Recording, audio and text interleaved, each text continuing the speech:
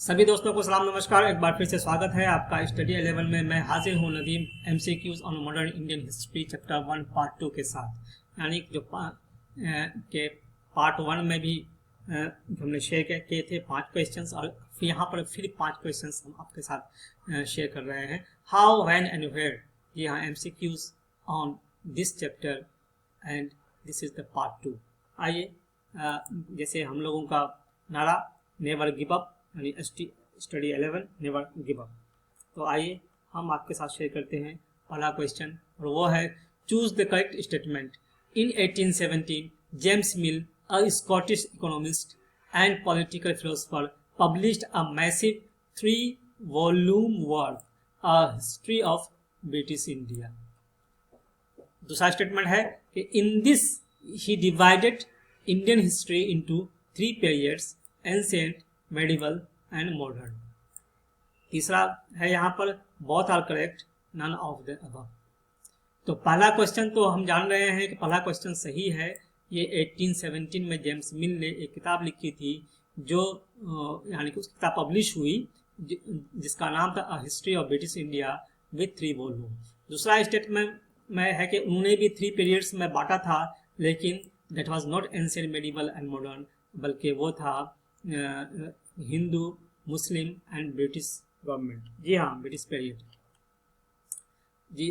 तो आप देख लीजिए इसलिए पहला स्टेटमेंट आपका सही होगा, दूसरा स्टेटमेंट आपका रॉन्ग हो जाएगा।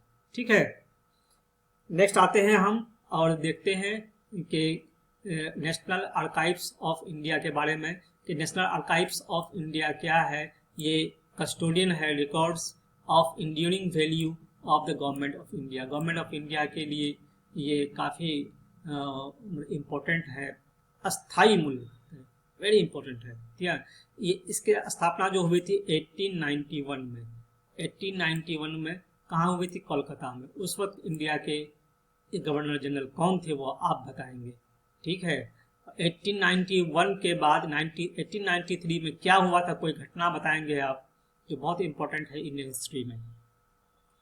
1893, जी हाँ, as the imperial records department के रूप में ये इस्टेब्लिशमेंट हुआ कोलकाता में, और ये अभी भी साउथ एशिया का सबसे बड़ा आर्काइवल रिपोजिटरी है। इसमें क्या क्या चीज़ें मिलती हैं हमको? Public records, private papers, oriental records, जी हाँ, cartographic records, microfilms and which constitute an invaluable resource of information for the scholar, administrators and user of archives। तो ये सारी चीज़ें, इतनी सारी चीज़ें नेशनल आर्काइव्स ऑफ इंडिया में मिलती हैं हमें। दूसरा देखते हैं the oriental museum of Asiatic society of Bengal, later named as Indian museum, जो कि 1814 में इसका एस्टेब्लिशमेंट हुआ। आप ये बताएंगे कि उस वक्त हमारे यहाँ के इंडिया के गवर्नर जनरल कौन थे। जी हाँ, इसमें 2 मेजर सेक्शन डाले गए। एक सेक्शन हुआ कि आर्कियोलॉजिकल और इथनोलॉजिकल मटेरियल, यानी पुरातात्विक और निर्वंश विज्ञान, ये आपको यहाँ पर मिल गया। और दूसरा है जूओलॉजिकल एंड जियोलॉजिकल स्पेसिमेंस। तो ये जियोलॉजिकल और जियोलॉजिकल स्पेसिमेन यानी कि 2 कैटेगरी में से एक कैटेगरी ये हो गया, एक कैटेगरी हुआ archaeological and ethnological materials.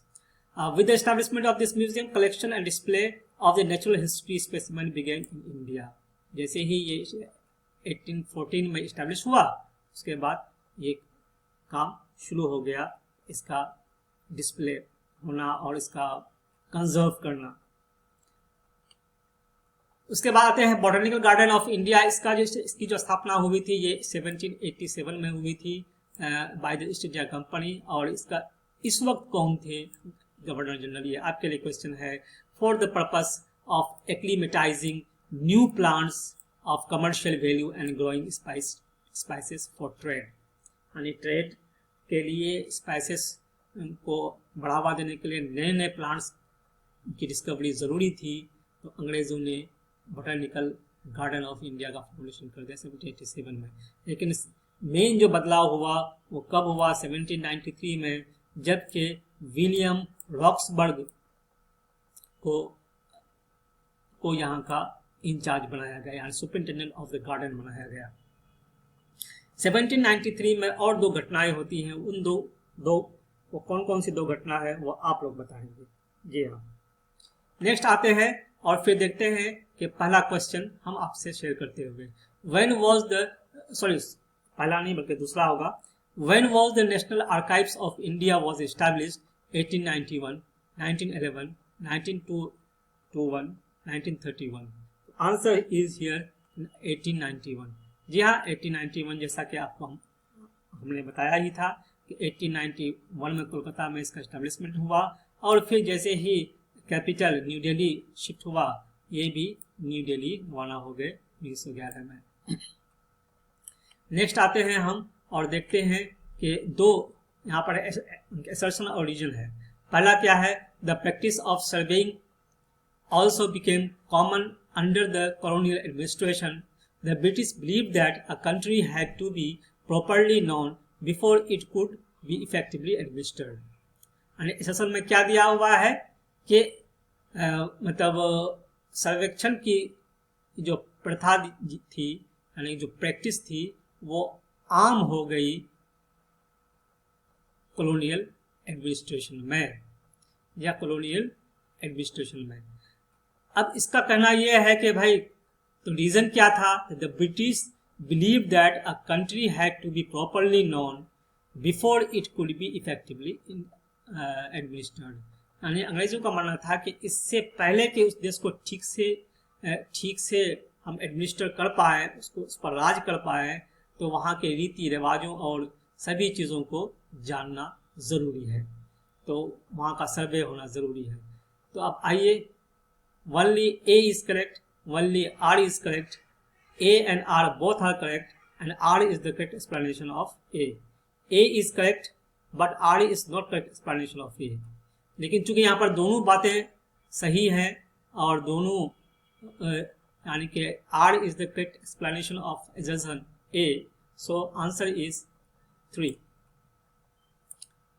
Next आते हैं क्वेश्चन पर और वो देखते हैं क्या है, when a country or a nation takes control of other land, region or territories outside of its border is called colonialism, imperialist हो गए, imperialism, both, none of the above. The answer would be both. यानी colonialism तो कहते ही हैं, इसको imperialism भी कहते हैं। नेक्स्ट आते हैं कि when a country or a nation takes control of other lands, regions or territories outside of its, perhaps this question has been repeated, okay, outside of its border is called colonialism, imperialism, both, none of the above. Answer is none of the above.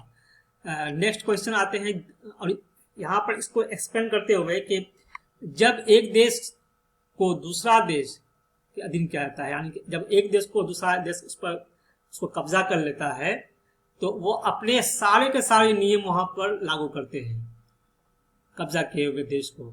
तो इस तरह के जो शासन को हम कहेंगे